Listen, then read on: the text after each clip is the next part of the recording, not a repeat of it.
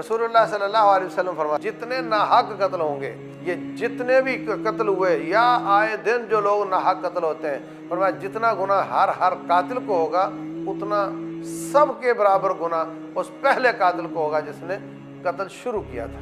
इसके मुकाबले में जो नेकी का दरवाज़ा खोलता है, नेकी का काम शुरू करता है, फरमाया मन सन्ना फिल इस्लाम सुन्नतन हसना फलहु अजरुहा व अजरु मन अमिल बिहा। फरमाया जितने लोग अच्छा काम शुरू करने वाले को देखकर या सुनकर अच्छे काम करने लग जाते हैं, सबको अपना अपना सवाब तो होगा, सब जितना सवाब इसको भी होगा, इसलिए कि इसने अच्छे काम का दरवाज़ा शुरू किया है, दरवाज़ा खोला है। तो मेरी नसीहत है अपने आप को, अपने तमाम भाइयों बेटों बेटियों को कि ऐसी किसी हरकत में, ऐसे किसी काम में हरगिज़ शिरकत ना करें जो लोगों को बुराई और बेहयाई की तरफ उभारता हो। आप तो गुनाहगार हुए हुए सब के गुनाह उठाने पड़ेंगे। अल्लाह तबारक व तआला अमल की तौफीक दे।